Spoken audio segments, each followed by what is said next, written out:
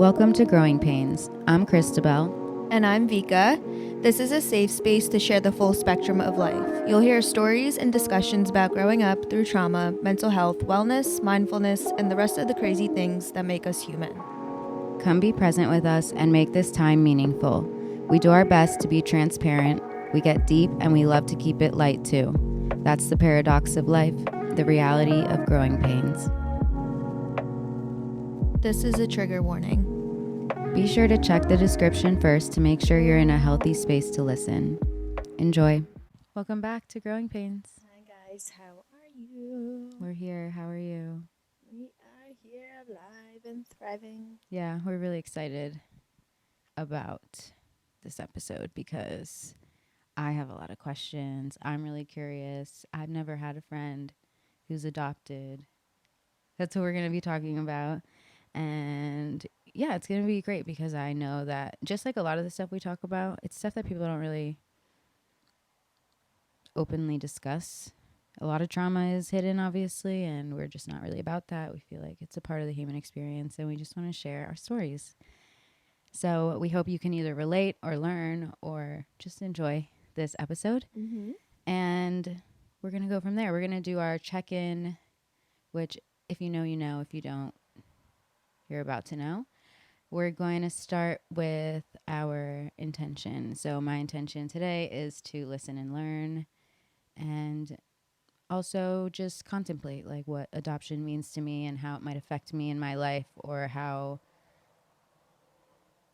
I would engage differently because I know about this experience. I think the importance of diversity is that not that you know every single thing about every person, but that you're open to always learning and having empathy and trying to understand so that you can engage more appropriately. You know, like moving through the world, maybe thinking, oh, maybe, you know, maybe they're adopted or, you know, not like projecting, but just like being open to the fact that everyone has a different background. I think this is just such a unique story and I'm excited to hear about it. So that's my intention. What about you?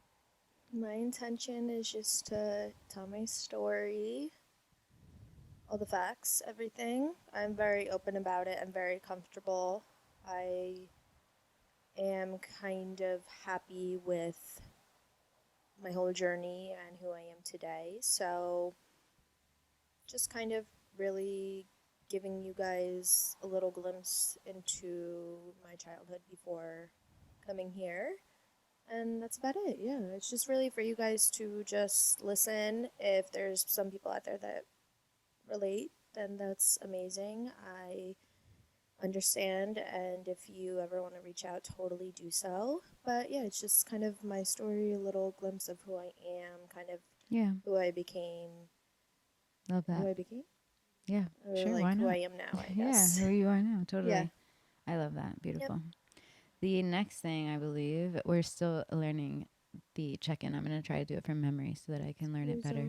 Yeah, that's what I was going to say. So, window of tolerance. Exactly, right? the window of tolerance. So basically, short snippet, if your nervous system is regulated or unregulated, I'm feeling in my blue zone. Oh my God, look at Key Girl in the video. She's so freaking cute. I'm feeling in my blue zone. I'm feeling regulated. I'm feeling energized and stable right now. Mm-hmm. I would say the same. I'm just calm, relaxed. I'm happy. Yeah. I'm present. And I'm comfortable. I'm comfortable in my own skin. Yeah. Clothes I'm wearing. There's some days where my jeans just are not jeaning. And today is a really great day. So I'm feeling great. Denim is hit or miss. It's very temperamental. Yeah. And I'm grateful to be here. Me too. Awesome. The next thing is one thing contributing to your emotional state. I would say just this topic is contributing. I feel very curious and excited about it. So I love to learn about different backgrounds. I'm just a mix of a million things, and I've had so many different experiences in different environments. So I just love to learn about how everyone else has their unique experiences, because sometimes I think it's like we trivialize our stories because we think that they're common, which makes sense because, you know, you're living it. So it makes sense that just by sheer exposure, you would assume that it's common, but it's not. And your voice and your unique perspective matters. So, yeah, I'm feeling like that's contributing to my curiosity. Yeah, I feel like for me it's just today. I mean, great day. It's not horrible weather outside. I No. mean, I'm enjoying the nice wind Yeah. just And this white because light it's is so giving nice. like natural breeze as well Yeah. as like making all the trees creak and everything. So Yeah. it's nice to like be present and just kind of take in the environment and everything. Yes. And lots of sleep. Lots. Gonna have a fun day tomorrow in Philly. Yes. And yeah, it's just, I am just really appreciative of this podcast and I enjoy coming on here and just kind of Me too. like for us too, it's us getting to know each other more and more Yeah, as well exactly. because we Exactly. are like very newer to our friendship. Yeah. Maybe I feel like a lot of people think we've probably been friends for a I long know, time. but we're And just it so does feel vulnerable like with each that other. Yeah. because we have connected on a different level where it's more vulnerable. Mhm. It's more it means something to us. Yeah. Basically. So And when it's transparent because yeah, so when we you were in connect therapy with together. someone on that level, you already kind of have this closeness that you just already feel comfortable with that person because you don't have to open up when you're doing it through therapy together. Mhm. You know each other's like triggers and I if feel not, like we learned a we're lot learning. about we learned a lot about perspectives, like each other's perspectives. And we're very like easygoing on each other as well. Like Yeah. I'm a very patient person now and like I know you apologize and say like, "Oh, thank you for being patient," but that's just like it's just respectful. It's what everyone should be doing. I for appreciate everyone. There's that. no rush to do anything. There's no reason to be anywhere within like 5 seconds. Like Right. take your time. Just be where you are. Enjoy the moment. Enjoy the people you're with because you will not get that sometimes. Mhm. Yeah, you can't get any moment back. No, and like not the same people will be in your life like multiple times if you really want to have genuine friendships and everything. You have to invest and work hard. Put the effort in Yeah. and actually pay attention to the person and like connect with them and yeah.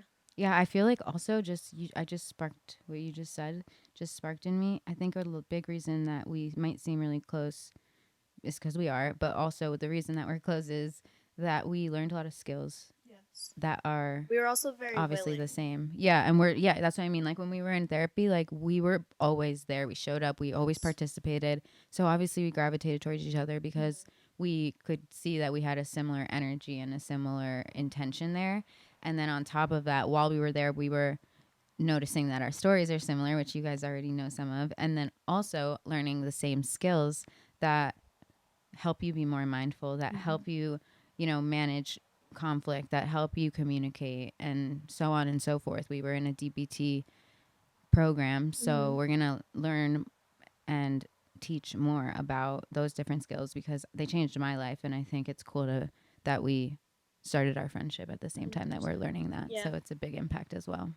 Yep. And we also like allowed ourselves time before we kind of dove into the hanging out friendship part. We knew each other for weeks before we even hung but we out. never just initiated that until like we kind of knew that it was time. Yeah. So yeah, it's all in its own divine timing, Right. and that's why it felt good because it wasn't rushed too. Yeah.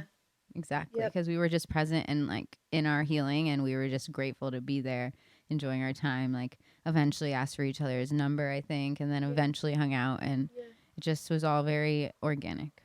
It was just Yes. perfect, exactly Yes. how we like things. Yes, exactly. Okay, so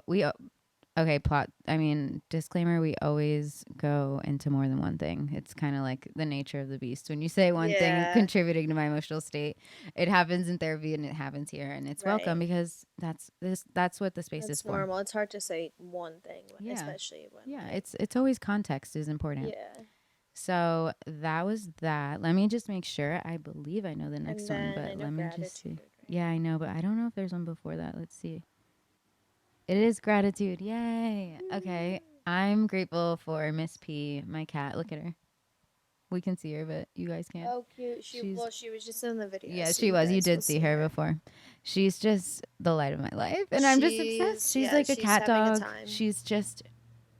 She just makes life so cute and beautiful, and I love Yeah, her. she's So silly. I'm just grateful for her I'm right like, now. this is the first time I'm really around a cat a lot. It's my So first cat. I was it's never a cat yeah, person, by so the way. it's just funny watching her because she is really silly. Like she does things that obviously a dog never would, and I just find myself watching her so She's many so times. entertaining. I am so entertained by We her. gotta have a series of behind the scenes Yeah. with Oh P my god, Girl. that'd be funny. Yeah, we She love loves her. like her little taco. She's so funny.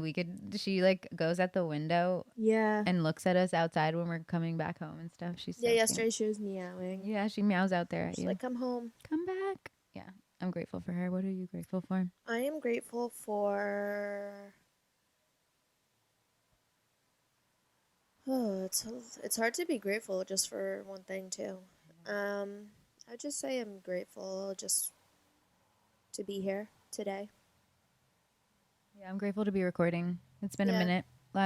We mentioned in the episode before this, I'm but just even grateful to be like active again and just kind of energetic and like lively. yeah, Because it like took me. It's like when you obviously go through depression, and everything. It's hard to do your typical things. yeah, And sometimes I do find myself like, oh, like I don't want to do it, but I'm kind of like slowly finding my motivation. And that's another thing. Like, I'm slowly learning that it's okay that it's not my perfect. yeah, and it's okay that like I'm also like if my body's exhausted, that like I'm exhausted. Like it's I don't have to freak out thinking Yeah, something's wrong. yeah, It's just I'm currently going through everything and still mm-hmm. dealing with things and slowly getting to that part where I can fully be energetic and Right. fully there. Yeah, you're Yeah. still healing and going through the process. It's something that we have talked about, I believe, together also is the pink cloud and just when you're Yes. getting better from being sick Yeah. or addiction or really anything, when you're getting better, have this rush and adrenaline and excitement Yeah. and you're like, "Oh my god, I'm feeling better. This is crazy. I So have hope true. again. Like this is amazing." And that's really fun. And then maybe a month or 2 or 3 or maybe even 6 months. Maybe it takes you a year to get out of the pink cloud. Who knows? Only you know. And once you're out of it, then you're like, oh, this is a little bit harder than I thought. It takes a Mm-hmm. little more work because I have sustainability, right? Like you have to contemplate how to make Yeah. it more sustainable and how to help yourself consistently throughout time. And it is a skill that you build over time. So Right. that is really important. And I'm really proud of you for Thank just you. acknowledging, being aware of it and just noticing like the old thoughts, the old thought patterns, the new thought patterns, and then just finding your voice in your thought, right? Like, what's Right. my thought in this and what's Yeah. my belief? Because I always say you can think a million different thoughts, but typically you can only believe one or two things that are consistent with each other. You can't think opposite. Yeah. You can think, you can think many opposite thoughts. You Yeah. cannot believe many opposite things. Yes. So it's not your job to dictate what your mind thinks all the time. It's your job to dictate what you believe. And so I'm proud of you for doing Period. that. Thank you. I'm grateful for Appreciate you that. too. You're welcome. And then the last one is a goal. What's a goal? A goal for me is that tomorrow we're going to Philadelphia to the Cherry Blossom Festival. So excited. Japanese inspired event. So excited because we're going to move to Philly soon and we're just getting to know the area. We're bringing our friend Hyunjin and it's going to be so great. Me and Hyunjin have cameras. Vika loves to take pictures and content too. I'm so excited. My goal is to take some awesome photos and videos. Yeah. You My goal. I don't know. can take a sec to think. No pressure. Her goal is to slut herself out too. Two. Shout out um. to NLE Chapa. Hit me up. I'm Puerto Rican, by the way, Caribbean girl. So I'm into that. If you want to slut me up. Or no, slut me out. Sorry. Oh. Two. My goal is just to be present and still keep myself grounded. Yes. Preach. Love that. Love that. Very profound. Yep. Honestly, goals can be so simple and so little, and I love little goals. So that's why mine's like just literally making videos tomorrow. That's amazing. I feel like sometimes people like make goals this big, giant, daunting thing, and that's not successful. No, a goal can be so simple. Yep. And typically when you have smaller goals, you can achieve more of them. And when you have big goals, you tend to avoid them because they're really scary. So just a little reminder. Okay. Adoption episode. I'm pulling up my little notes because I am so excited. So Vika's going to share her story, and then I'm going to share some questions. And then at the end, I feel like we are going to get into a little bit of our ancestry and our background because it'll just be a fun little fun fact session for us to share what we've learned about where we're from. She's so excited. So, Vika, do you want to just flow? Go. And then do you want me to ask you questions during or after? Do you care? During, yeah, that's Got totally you. fine. So I'm going to listen, and then if I have a question, I'll let you know. I'm so yeah, excited. so basically, I'm adopted. adopted. Hi, I'm Vika, and I'm adopted. Right, literally what I'm thinking of. We've been in therapy way too long. Okay. So I was Adoption Anonymous, AA. Imagine. I don't even know, where do I start when I first came here, for my program. Well, I would start with why you needed to be adopted. Okay, so basically, I don't remember much. I grew up in a small town called Smolensk. It is on the eastern border of Russia, so it is kind of near Belarus, Ukraine, those following countries. So I had a mom and a dad. I don't really remember them ever being around. I know that they were both alcoholics, and I am aware that my mom was also very young when she had me. So I don't think they were together. As I recently learned from Christabel, they were part of the Soviet Union. So a lot of drinking. It's also Russia, a lot of alcoholics. So I was born. I don't really remember any of that. I do remember cracking my head open in Russia because I do have a scar on my forehead. I kind of remember sometimes just slowly being on my own. And then I remember just slowly, I don't know why I said slowly, but I remember being taken away. I was taken to a hospital where I was obviously checked out for everything. Do you remember why they took you? So I am not 100% sure why. I just remember a fight I think I was watching in my apartment building, and then I remember around that time I then was taken. So someone must have saw that I was probably alone. I was always by myself, unless someone also saw me walking around the complex outside by myself, and had done that because right. And you were still 3, 4, or how old? I was probably 3, 4 because I think it says I went into my first orphanage in 2002, and I was born in 97. Got it. So around 4 or 5. So 4 or 5. So which I just whistled.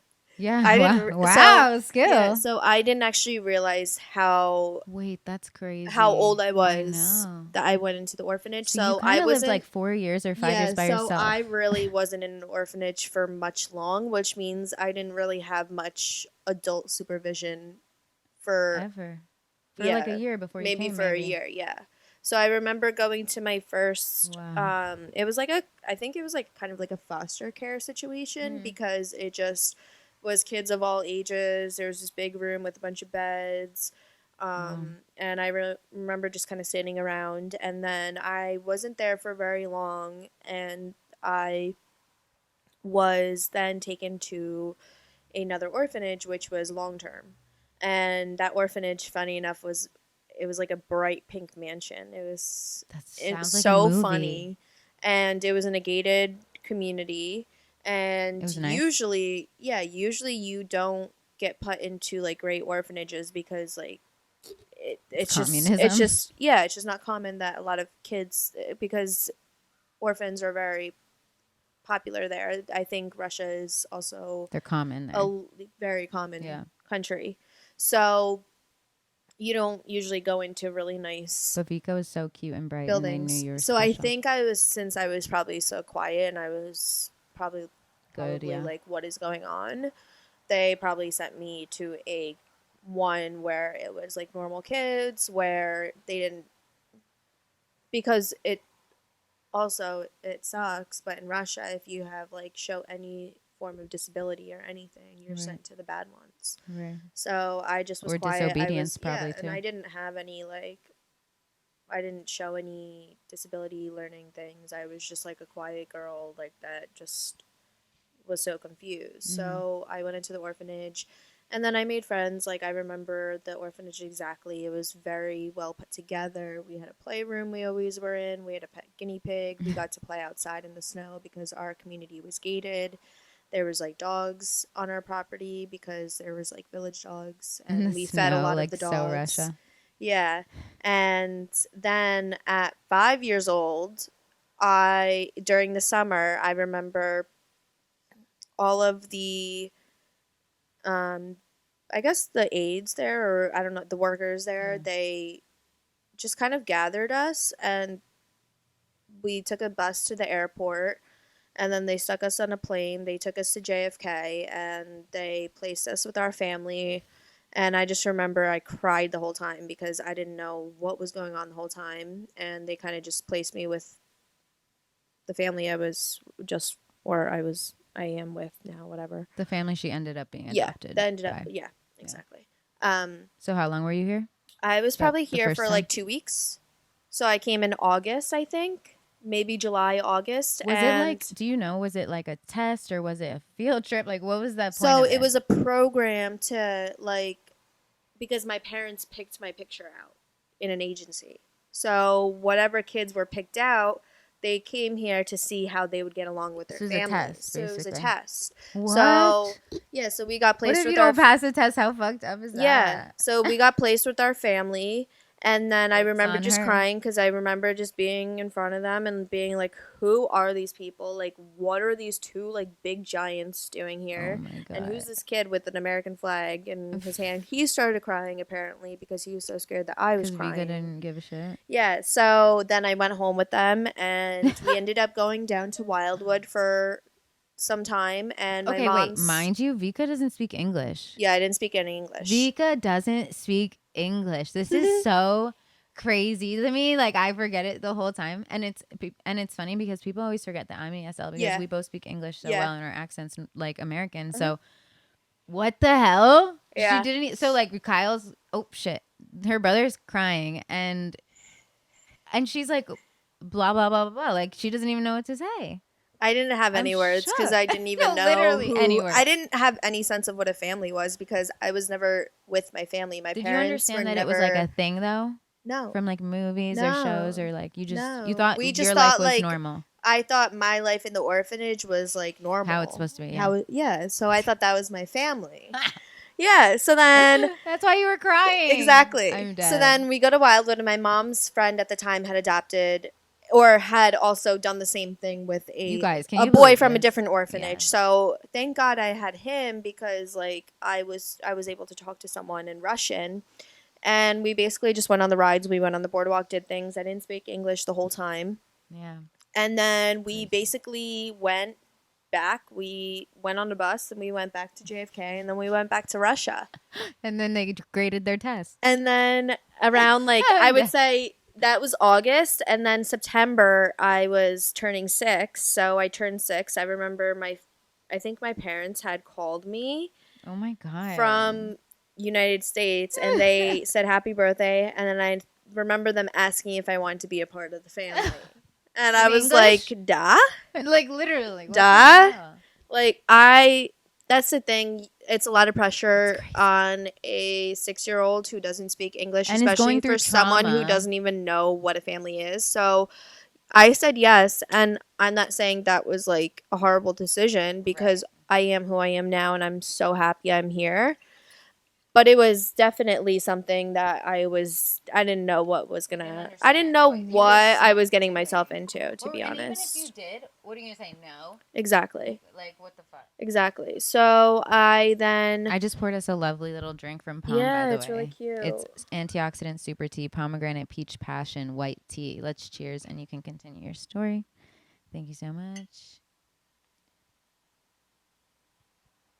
Oh my god, Oh, yummy. wow, that's Oh, I very need good. more. So around December 18th, a little before that, my dad, who adopted me, and my grandma had flown out to Russia, and the orphanage was telling me that I was leaving. And I know it's really interesting because I was actually one of the only kids that left because they weren't actually allowing kids to leave.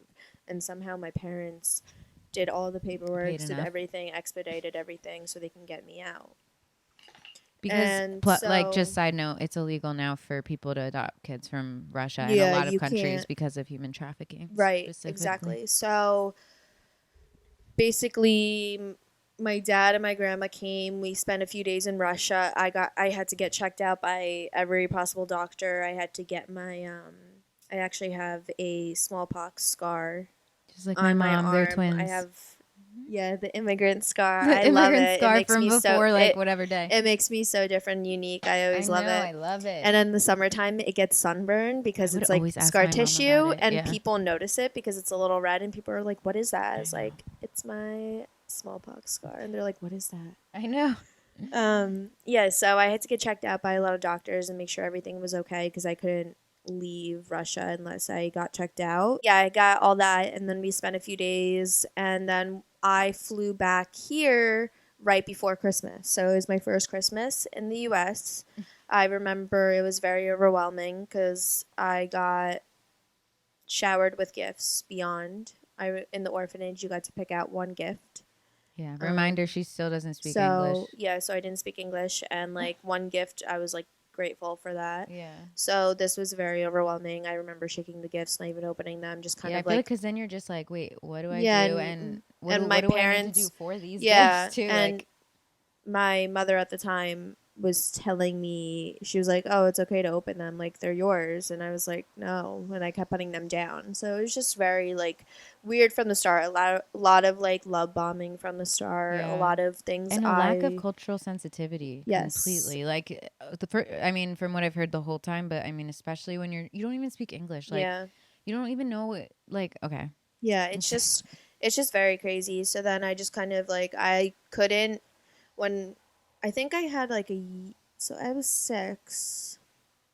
I think I started that was December. So I started kindergarten.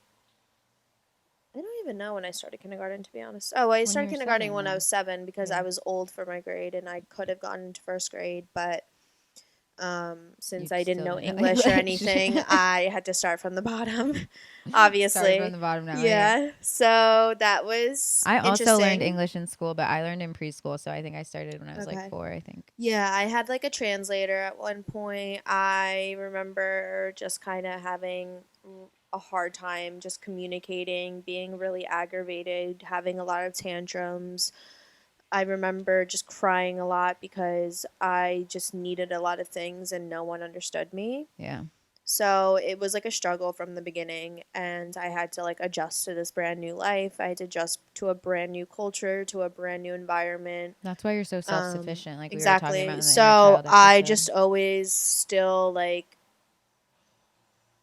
no matter what, I always said, you know what, like, if anything happens, like, I still have myself, like, I'll Mm-hmm. still take care of myself. So then I grew up in this family, a brother, mom, and dad, and there was a lot of issues growing up. I got in trouble a lot. I had a lot of tantrums. I had a lot of outbursts, like mood swings, and I just remember just always just feeling so just blah, like Like out of place. just out of place. I just never felt like anything was right. I just never Yeah. felt like I also struggled because I didn't know who I was as a person because I was like so young at the time. So I was adopted more recently. So I was like, well, I just had this life and now I'm in this life. Like how like who am I? Mm-hmm. Like Well, what am I then, supposed to do? Who am I supposed to be? Like and then there's also these people who, unfortunately, you didn't have a family who encouraged you to find yourself. mm-hmm. Well, some of them were just passive about it, but you specifically had someone who was manipulating your identity. So, Yeah. like, you have shared with me that they have projected like their Italian culture, which there's one thing to like exchange culture, and I'm all about that. Like, love that. And like they would deny your real culture. Yeah. And so to for that to happen as you're a It's just kid, like it's a lot of crazy. things were denied from who I was before I came here, and it just confused me, and it made me feel like I had no self worth or like self importance. And every time I would like ask a question or say something, the person in my life who was supposed to be a role model and supposed to be someone that was supposed to be a mother figure in my life just kind of shamed me for everything, always told me that I was a liar and that like I made things up about my childhood and just things that I was always so confused about. And I was like,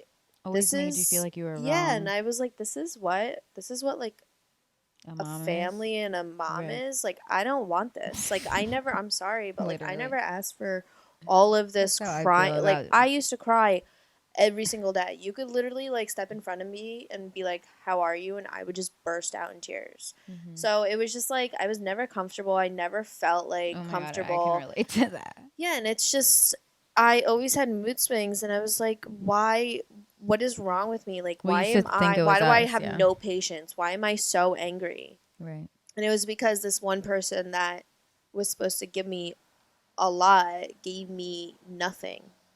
So for And actually me, took from you, yeah, and and it confused me for the longest time yeah. because I had no identity. Like I had an identity before this identity, and now I just have no sense of any identity. Yeah. So the adoption part was really tough growing up because I felt a lot of abandonment. And then there's this sense of like, obviously you were privileged to have your life in a lot of ways, Yes, right? But there's trauma, and I feel like there's, exactly. and like I can relate to this in the sense that like I have a lot of privilege in the sense that like in some situations I could be white presenting or just like Oh certain my god. things. How long have we not been recording?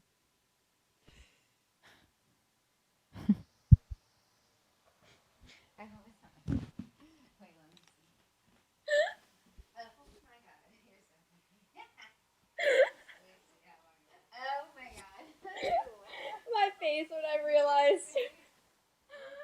I don't know what made me look, but I just had this weird We were feeling. just in the zone and I was Yeah. listening to you like you're actually telling me. Let's do it. Let's do it.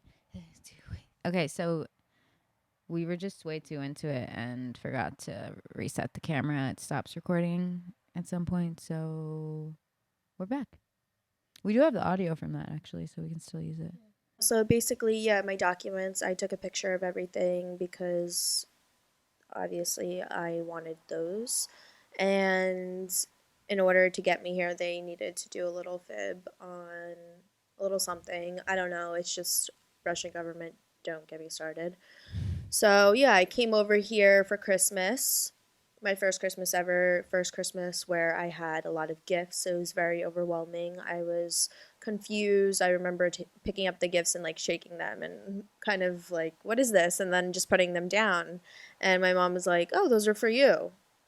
And it was very confusing. And I got a lot of things when I was little. It was a love bombing stage. Yeah. And I had a horse when I was little. And we went to the stables and we groomed her. And then I was riding horses. I was doing ballet. I was doing gymnastics. I was doing everything possible that I think my mom wanted me to do. Yeah. And She was crafting your identity yes. carefully. And obviously, I enjoyed those things because they were so new to me. I was always like a team player. I loved being like in a group. So all my dance things were in groups. And then I did softball, I did field hockey. It was fun. So I was growing up. I remember getting in trouble a lot. My mom called me a liar all the time, but really it was just me not knowing what to say because to me, a kid who was adopted, I didn't know what I could say, what I could do to not get me sent away or Mm-hmm. sent somewhere and be abandoned again. Because I was trusting these people Mm-hmm. to Keep you. keep me and take care of me. And if they were giving me everything, then if it would probably destroy me if they ever took that away. Right. So I was always in survival mode 24/7. I just never really knew it. Yeah. We talked about the codependency in Yes. that episode. So if Yeah. you want to learn more about So that. I just did everything people told me to do. I never said no. Even if I didn't want to do something and my like mom or dad asked me, I would always do it. My brother wanted food, I would make it for him. It's just I'm a giver. I love that, but it also got to a point where I was just people pleasing just because I wanted to be liked so much Yeah. That's just because who you became. I just had no self-confidence, no self-esteem. I did not love myself at all. I hated myself. I picked myself apart so many times. I literally would go through phases where I think I wore like really heavy makeup thinking it would like fix everything. And now that I'm older, I'm like, wow, it's so simple just to put on like light makeup, not do like eyeliner, eyeshadow, everything, like try Just so look like hard. yourself.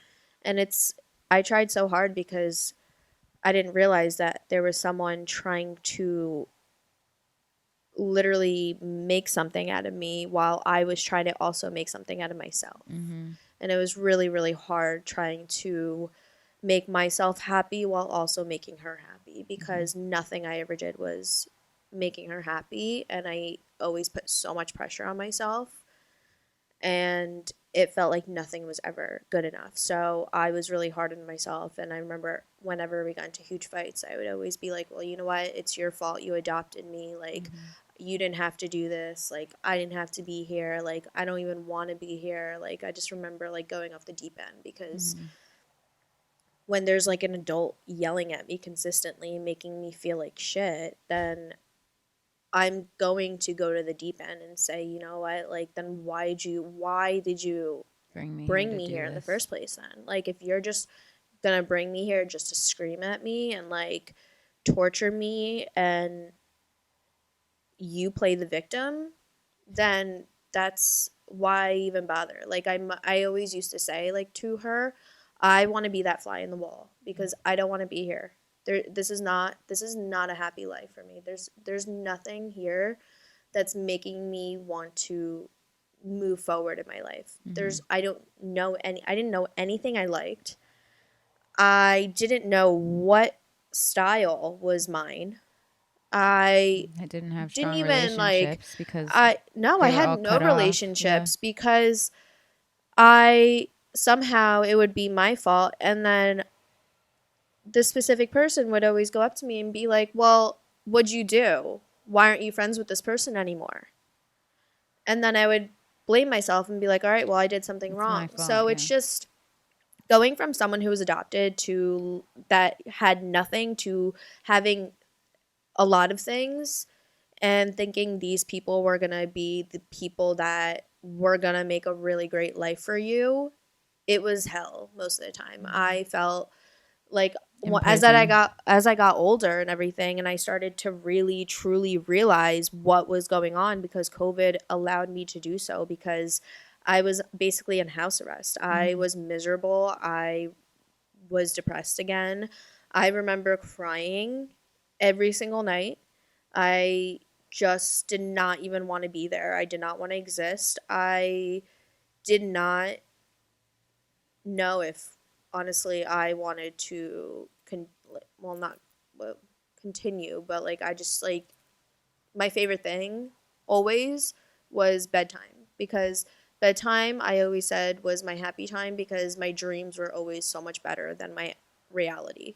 And I remember you like saying that to my mom, my brother all the time. They were like, "Well, that's really depressing." And I'm like, "Well, that's how I feel. Exactly. That's Yeah. like my happiness lays in my dreams when I'm asleep and when I'm not functioning because I got to the point where I was that miserable. It was already my second time going through depression, anxiety, and trauma and all that. So, adoption, I mean, it really put a huge, it was weird just because my mom tried to compare my relationship and her relationship to hers and her mom. And I remember whenever we'd get into fights, she would always say, "Oh, I wish our relationship was more like it was with my mom."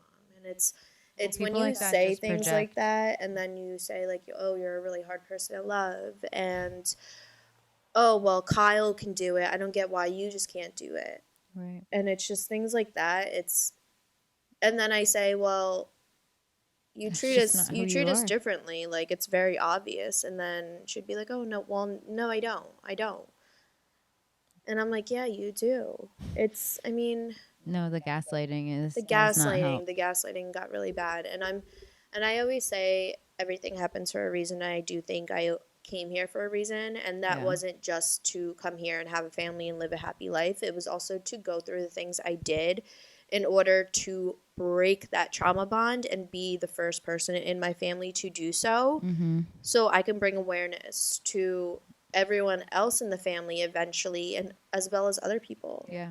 Like, Yeah, you're meant to. Yeah. I can actually make a difference now. I can Mm-hmm. actually tell my story. I can actually help people out, and like Because you got out I of have it. so much experience because Mm-hmm. I was not only adopted, but I was also Raised by a raised by a narcissist. narcissist while also trying to go through living with the family and being with the family for the A first new time. family. Yeah. Totally. That's why, That's not even yours. like whenever like family members would say like love you or like hug me or anything, like I'd freeze. Like I would never feel comfortable because it's like It was like awkward. I always felt like the odd one out. Yeah. I always did. Like, and I all the time, like there would be jokes, there would be like stories of when Kyle was little and like talking about baby Right. pictures and things that happened that like I can't relate to, and I almost felt like it's just not focusing. I almost felt like Oh. that was just like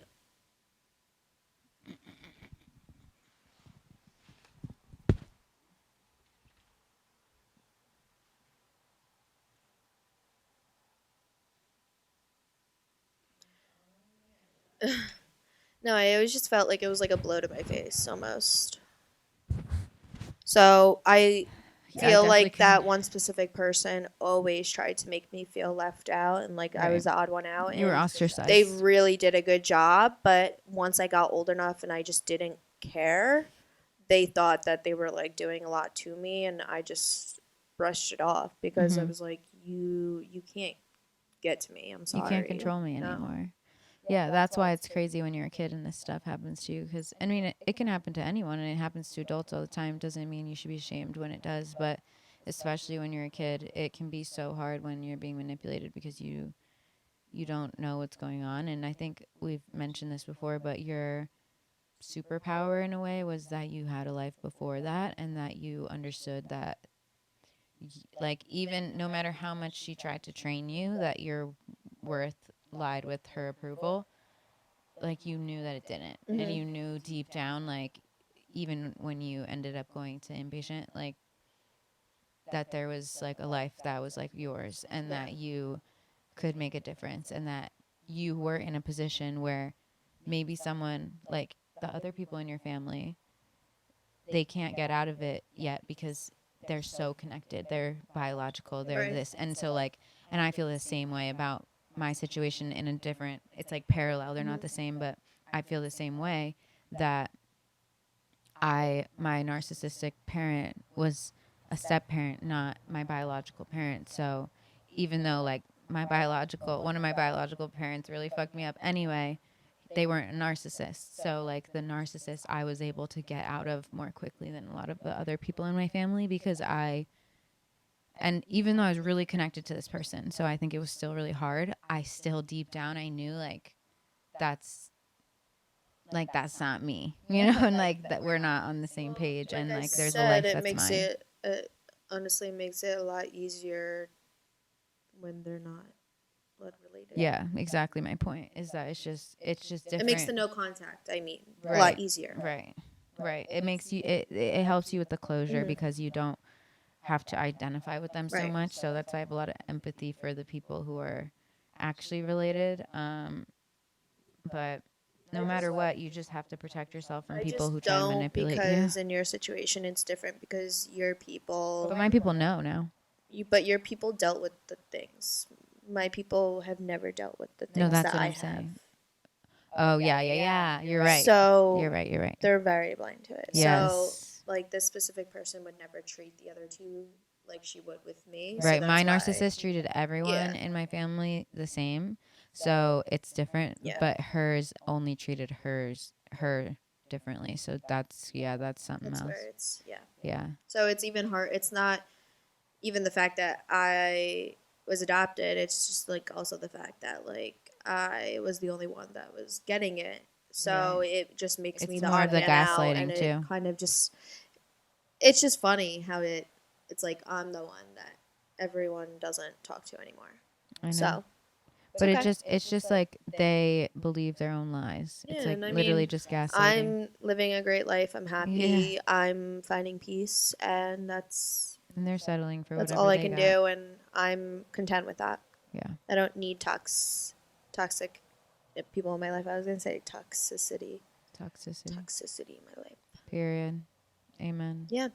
So I mean, it was just definitely difficult growing up. The culture was different because grew up in like big time Italian culture, um, and I love it. Like, don't get me wrong, I love cooking, especially She's pasta. very talented.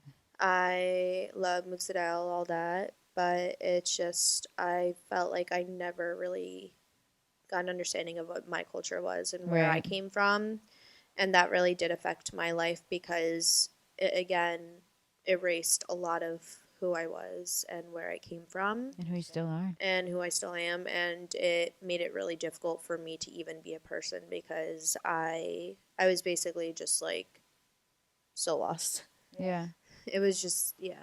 No, I feel like that you came here and then it was all framed to be like, oh, come and be this thing. Yeah.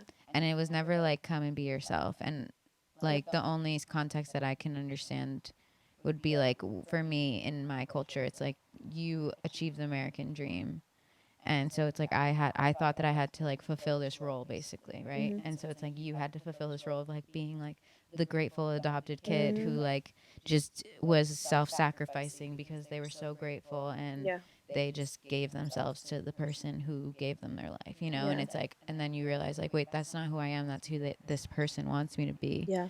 And you start to eventually you started to follow your own dreams. I mean, I had to move out at 25. It just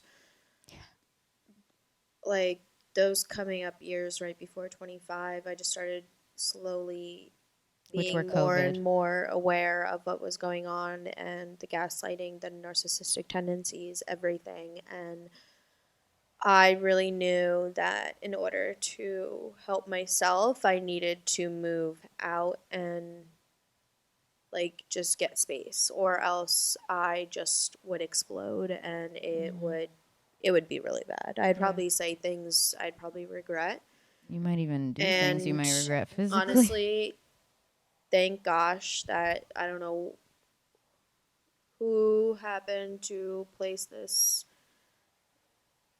at the right time, Right. but there was an apartment And this and person I actually let took you every go. move, Mhm. even though it was horrible because of the roommate situation, everything. But it got you out. It was a huge learning lesson. Yeah. Um, and yeah, I don't know. It's just everything up to this point has just been a learning lesson, and it's exciting because I'm excited to live each day moving forward. Mhm. Yeah. Yeah, Being it's yourself. just yeah, just slowly kind of figuring out who I am and being more in touch with my culture, where I came from. Yeah. Love that. Yeah, Beautiful. it's just yeah, I feel like it's really I don't know. I feel like something that I want to say is I think in regular parent child relationships, children are pressured to idolize their Mhm. parents. I think in an adoptive situation, it's more so because they're supposed to be like, oh, you're my savior kind of thing. And there's like this savior complex that happens, especially when people aren't aware. Like when they deny people's identity and just make them be their own identity, like that's obviously a sign that there's a power dynamic at play here that's not really appropriate. Yeah. Um, and I just want to emphasize a third scenario where, with narcissistic parents especially, there's a misunderstanding that kids didn't try hard enough or that they just don't care. And there's this pressure again to do more and to try more and to be better. And trust me, as a child of a narcissistic parent, we tried everything we could. Yes. That's the nature of the relationship. You cannot leave until you try everything. Trust me. You can't, because otherwise it's still gnaws at you. Like you try everything. I've gone through so much therapy, and I've been through. We've worked on ourselves as much as we can to fix those relationships. I was 6 years old since I first came here, so I've tried a lot. Yeah. I've had a lot of patience. I've given it a lot of time. I've had a lot of empathy, sympathy, respect, everything. Yes. And I could only go so far to make my life miserable. Right.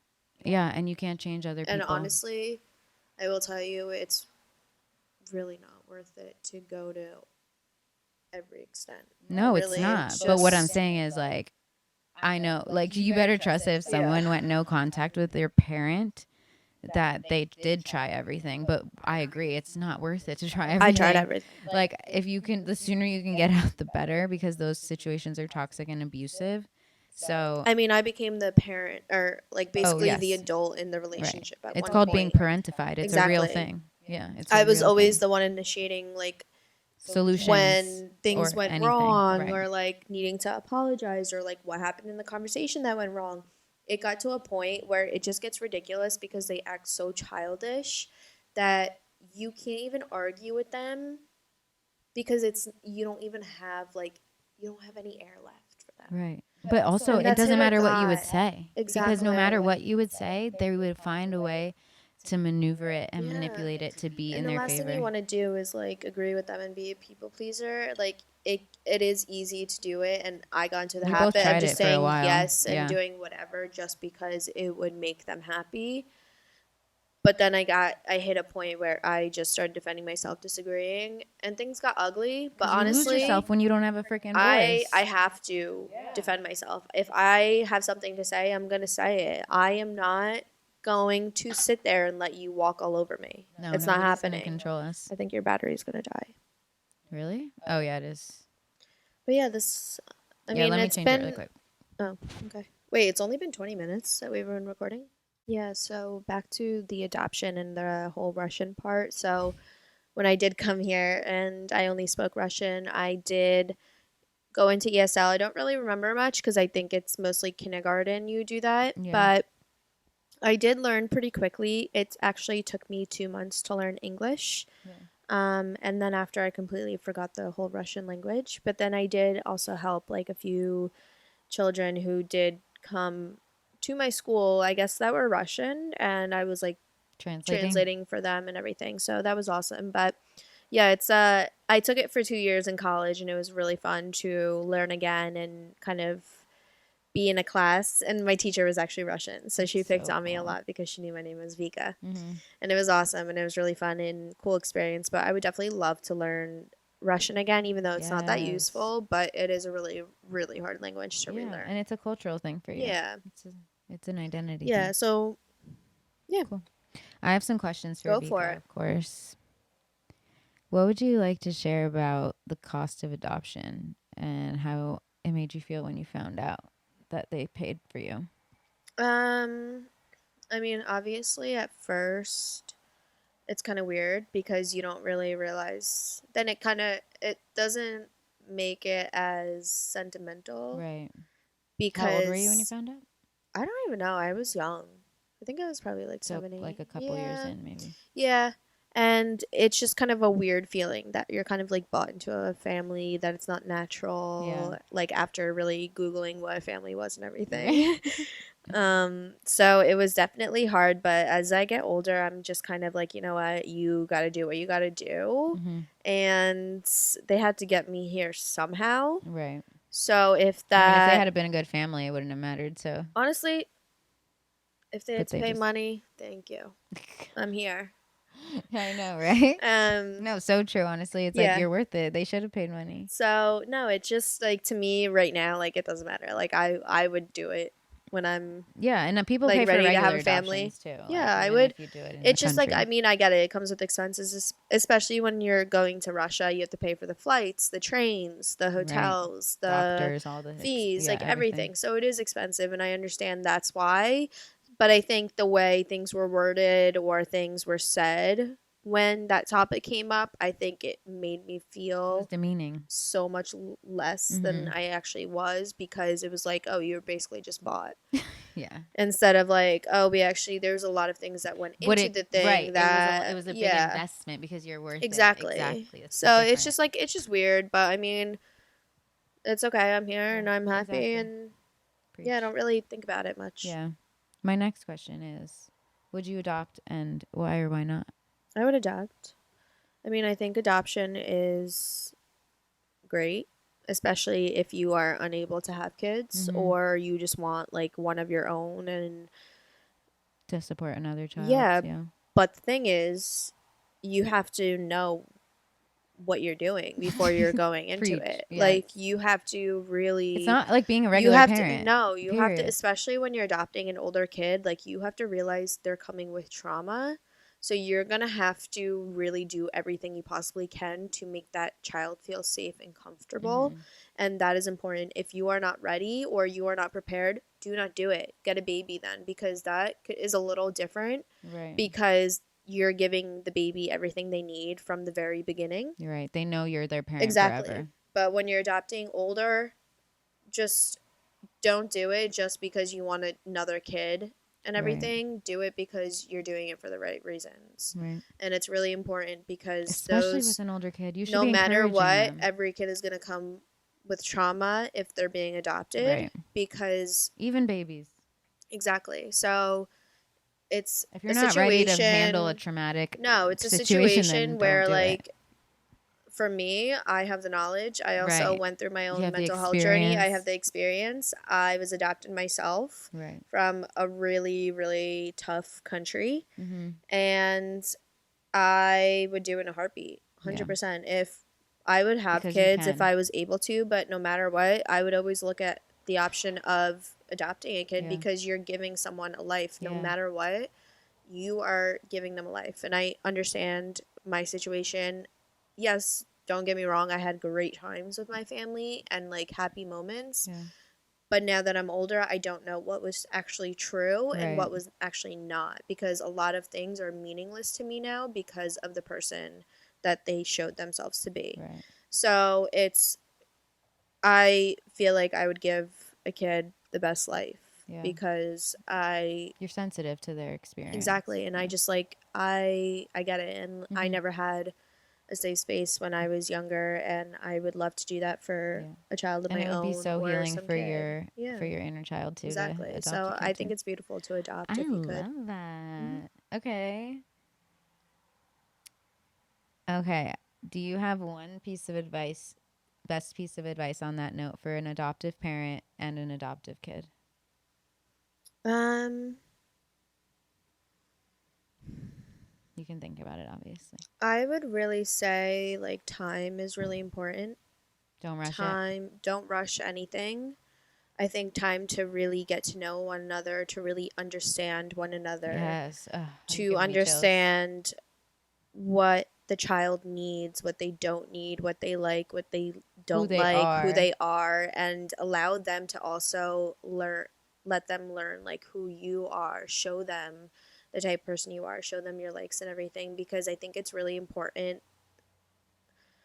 So I think connection is really important, and I say that because the connection I had with my dad when I first saw him is a really, really great connection and I never had that with the other person. And it's very different because that person was very loving and nurturing, and I just felt that from It's an like right energetic away. I thing, felt yeah. safe, and I think it's really important that connection right away because you have to realize that it's that child's Life. like life, and they're doing this huge new adventure on their like Yeah. at such a young age. By themselves on So some level. make them feel safe by allowing them to get to know you. Mm-hmm. And I think that's important out of everything. I don't think gifts is important. I don't think anything else is The important image, none of that. besides connection and just being vulnerable with them at a young, Yeah. or like when at a good stage, like Yeah. at an early stage in life, Right. because it'll show them that they can come to you if they're uncomfortable or if they need something. And it will be super comforting for them, Yeah. because I never had that, so I know That's a a need child for would love them. that Yeah. 100%. I love that Yeah. answer. Thank you. Okay, I love these questions. All right. Okay, the last one. What would you tell yourself if you could talk to yourself like right before, during, and right after your adoption? Who would you tell that version? Right before. So, like, before you even knew you were Okay. going to be adopted first. Um, Like being an orphan, basically. If you could talk to her, what would you tell her right now? I think all Are three the same? times I would tell her it's gonna be okay, Yeah. and Just you're reassurance. gonna make it. Yeah. I love it. You're gonna do the damn thing. Period. Just encouragement. That's I really love all, it. because like that's yeah. Because you believe in her. Yep. I love it. Cute. Yeah. Okay, so the last thing that we wanted to talk a little bit about was Yeah. our background, because obviously Vika was talking about where she's from, Mhm. about how that was denied a bit. And so a thing that we love to connect about is where we're from. We've both done DNA tests, and I never knew where I was from growing up. I just knew that I was Latina, but I didn't know what I was till high school. yeah, you Actually, thought you were Italian. college. Yeah, well, yeah. I mean, I didn't know. I did the test in college, exactly. So I didn't know. I thought I was just a Latina and just racially ambiguous, basically, which is what the world Yeah. treated me as. Like, they're like, wait, what are you? And so that's just what I thought I was. And I took the test and found out that what we're about to share, but found out that I'm a lot of different things, and it's I think really impactful when you're understanding your identity, not because it changes really who you are, but because it gives you just a better understanding of what is, especially because there's so many stigmas and preconceptions about identity and race and background in our world that can be projected on us. Like, even in my culture, it's not really a thing to really want to be black or to acknowledge your blackness. It's encouraged to be and act as white as you can and to just ignore the rest. And so all of my blackness and indigenous heritage was a bit ignored for a while. And so learning about my identity really has helped me to just reconnect with the things that I know are within me. And I feel like same for you. So we're going to share a little about that. You can share your DNA, whatever you want to share about that first, since you've been sharing about Yeah, your I mean, story. mine's pretty basic.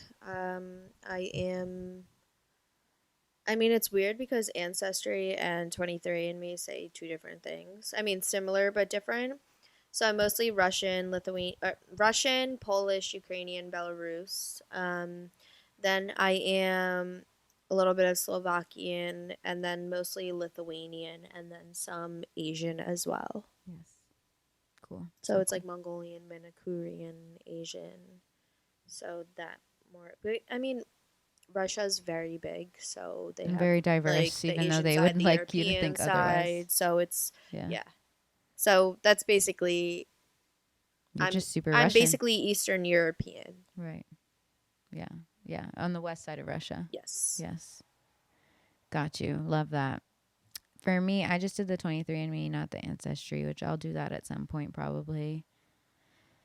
I, again, just thought I was generally Latina. I didn't even really ever consider DNA until all these tests came out. I never even thought about that. But I would just tell people that I was half Puerto Rican, half Peruvian, which is obviously my nationality. It's what nations my family's from, but it doesn't really tell you much about someone's background, just telling what country you're from. So it was really useful to learn a little bit more about that.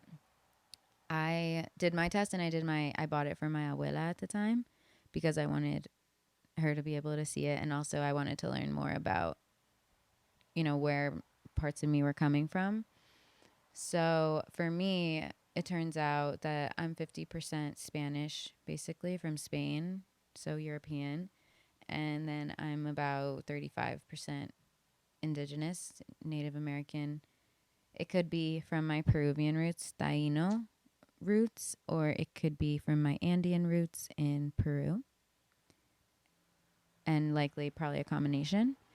And then the last part of me is like 15% African, different parts of Africa. So it makes a lot of sense now that I know about it because Peru is obviously was indigenous fully before it was colonized by Spain, and Puerto Rico was a slave trade spot. So it makes sense that I'm very, very mixed.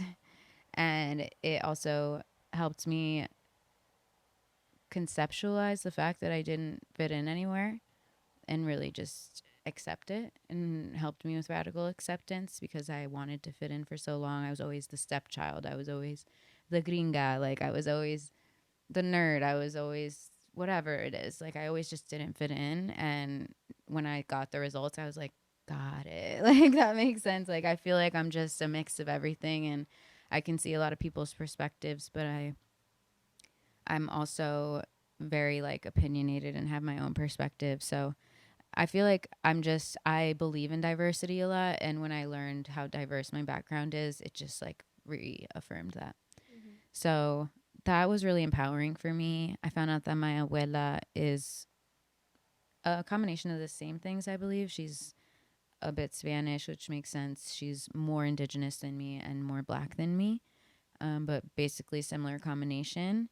It's crazy because wait, did I do it? Maybe I didn't do it till after college. I don't even remember when I did it, but I'm a little bit Moroccan too, which is funny because I lived there for a bit. I'm like 2% North African or something. But yeah, it's just fun to like recognize things like that, be able to connect with different cultures, and just heal that part of our family and our culture that talks about how you need to be one thing or how you need to be a stereotype of something or you need to fit in a box. And I just think it's exciting when people can learn about their identities and be all of who they are, even if it's like opposite things, just to be it all and to just be embraced and celebrated in that is something that excites me. So that was really, it made sense for me. It made That's sense. awesome. Yeah, It's really fun. it is fun. It's fun to learn I about where you found a come from. biological cousin. Yeah, exactly. Then there's that too, which He's is really, really awesome. cool. I know. I'm obsessed with that story. I can't wait to meet them. He's like my little best friend. Your little Russian best friend. Well, I say little because he's younger than me, not because he's like actually little. Yeah, exactly. He's But just in college. He's thriving, currently abroad right now. I'm so jealous.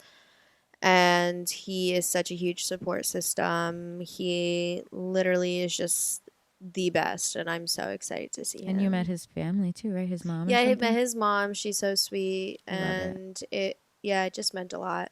It was That's just just a really perfect nice. example of And why it matters. exactly, it was like the littlest situation and it meant so much to me. And I'm so happy that he reached out like years ago and Yeah. that we became as close as we are. Yeah. Totally. I'm really happy too. He's like the little brother I never had. I know. And I'm it's like awesome obsessed. because he gets along with Chach, which Who's is your best like friend? Yeah. fantastic. Yeah, I love it. That's Yeah. really special, and it Shout just out goes Chach. goes to show like how significant it is when you know where you come from Yeah, and you exactly. can connect with people Yeah. like that. Totally. Yep. I Yeah. love it. Beautiful. That was our stories. Yeah. I That hope was you our stories. guys, yeah, those are our stories. That was Vika's adoption story, and I'm so grateful that you shared. Adopt, don't shop. Adopt, don't shop, even though you have to pay for adopted I'm kids. kidding. Yeah, it was great, guys. It's been great. It's been real. Feel free to ask questions. I feel like Vika's really open to I am. answering. I'm So, so open about anything, yeah. so. So you can just comment them or whatever, DM us. You know the drill. Yeah. And next episode, wait, let's see what's the end of this episode, y'all. Isn't it? Guess. Narcissism? No. I wrote it really funny. So first of all, I want to just mention that we're going to have adoption resources in the description because we're not experts and there's better places to learn about, educate yourself about that. This is just a place to share stories and be vulnerable about it. So that's that. Feel free to share your perspectives in the comments. We love to hear it. The next thing, the cliffhanger of this episode is gaslighting. I see her face. So good. I wrote gaslighting, OMG. Love gaslighting. I know, we love gaslighters. Not. I will call you out if you're a gaslighter. Yes, so watch out. So yeah, I'm really excited about that one. It's going to be a good one. She's a cracker. Not like that. Oh no, that came off really bad. She cracks her knuckles a lot. Okay. And then the last. Okay, so then our call to action today is just consider where you come from and just think about what it means to you and just be more aware of it, because a lot of times I think it just like goes right over our head. We just keep moving forward, but it's like you came from somewhere and it matters. Just like we talked about the inner child the other day, even on just like a molecular level, like the matter that you are made out of came from everything that came before you, every person that came before you. And it's important to understand that you're not just some individual person that gets to just live in a bubble. Like you're a part of something bigger, and it's important to be in touch with your humanity. It's important to encourage other people to have their own identities and not to manipulate who other people are. So that's why we told this story, especially because Vika has a really specific and special perspective on it. Honestly, it's just all about living life to the fullest. One thing I did learn throughout my 26 years is really just not taking anything for granted and really being appreciative of everything and enjoying people's presence and really just making a lot of memories and everything, because life is very short-lived for a lot of people and you just never know. Even people who live a long life is just one time, And I've had close friend who I've connected with on an adoption level who has passed away, who did not get to live life to the fullest, who also struggled with a lot of mental health issues and just identity things and things from childhood and everything. Trauma, so it's just like really all about just realizing your worth and just really living every day to the most, because you want to be present each day and you want to make the most of it, because it's really just like that's what it's all about. It's important. You're making me cry. It is important. I just think it's important to like just like why bother making like that's why I also like not like against like obviously you someone who has had a boyfriend many times, like for me, like I also never had the capacity or the energy to have a boyfriend with dealing with a narcissist. Right. But I also was never the type of person where I didn't like to serial date, as I call it, where I have a boyfriend every time, because I didn't want to just make connections with people and then break up in 2 years. I wanted to figure out myself, find my dislikes and likes. Yeah. So that way when I am ready, then I'll know that that's the person for me. So I think that's really important. I think it's really just all about making the most of like what you can do for yourself in your life, and it's really important to take care of yourself. Yeah, it's so important. Totally. And I've learned that a lot through your experience. I've learned it a lot, and it's like it's so simple too. It doesn't really take a lot. It just takes your commitment. That's really it. You just have to commit and trust me, like it's so worth it. It is. Life is so much better when you get to the opposite side and you actually prioritize yourself. You heal. You allow yourself to experience things again, and then you'll realize that whoa, this is really what life is. I think I just like that was kind of what happened after like the program, and I didn't have that anymore. I was just like, wow, this is what life is like. Right. Like it's just crazy because I felt like so blind to it for so many years. Totally. Agreed. I think it's awesome that you've spent, even though it sucks that your narcissistic person kind of consumed your life or tried to consume your life, it's great that you didn't try to get into other relationships just to like escape No. it, so that's really healthy. I really didn't even have, my body didn't have the energy Yeah. to even communicate with people really outside. It would like Right. take a lot for me to even like have friendships and like talk to Right. people because I was just always constantly exhausted of just Yeah. kind of trying to keep up with myself as well as Regular my mom's life. life, as well Yeah. as living up to this life of this great daughter who should not be doing It's anything wrong. unachievable And thing. Yeah. yeah. So Totally. it was just like a lot, and I'm happy I didn't have time for a relationship because I think things would have Me gotten too. really ugly. Yeah. And I Trust don't me, they do think when you're healing from trauma. I exactly, know. If anyone yeah, knows, you'll hear the yeah. stories, And you like I guys. mean, I had my fun in college, but that was just like that wasn't really anything. Yeah. That was just like whatever. Yeah. But you're right. If you And were to get into relationships when you're not healed from that trauma, they go to shit. And it yeah, doesn't matter how great the people are, how great you are. right. It doesn't matter. It wouldn't have been worth it to me to do that to myself because I already knew, like I've always It had was, this yeah. self-awareness that Mm-hmm. like I always need to work on myself. Like I don't have time to just juggle a bunch of things. Like Mm-hmm. I'm already juggling enough. Right. So, and also like it's a lot of the times that That's a great person, awareness to have. yeah, and that person consistently always got in the way too. Where like Right.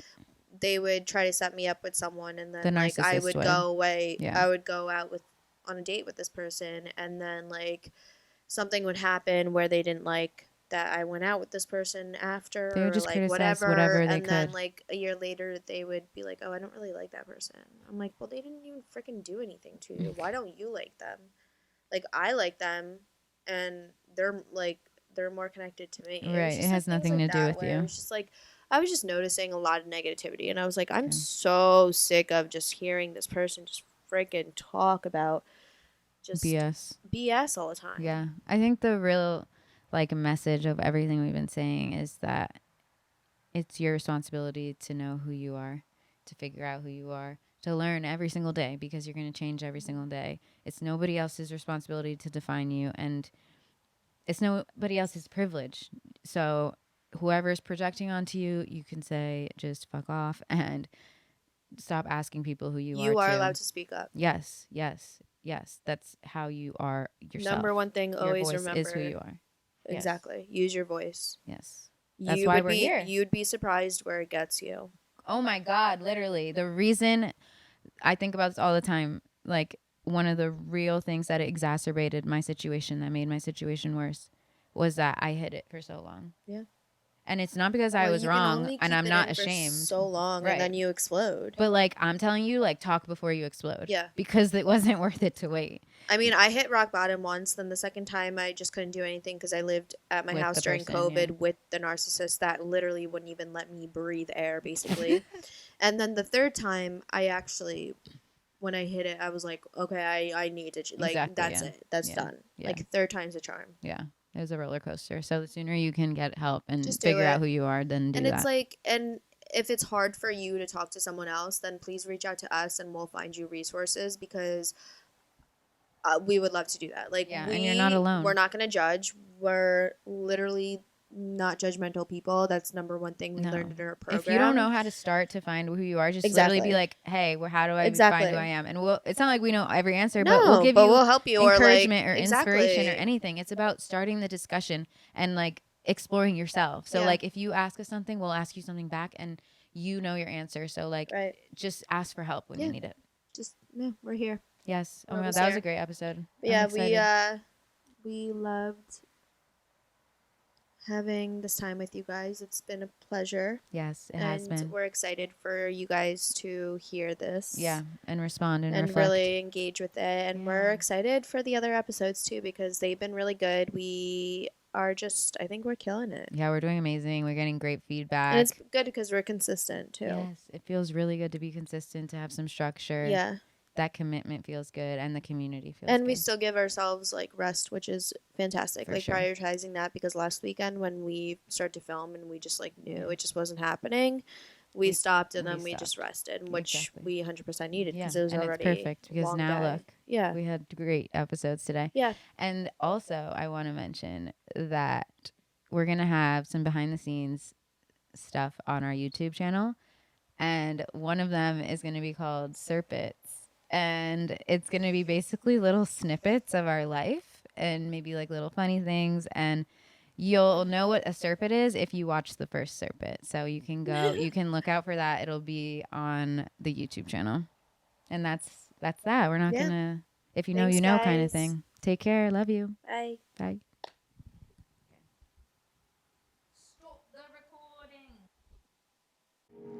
Thank you so much for listening to Growing Pains, for getting to the end with an open mind and heart.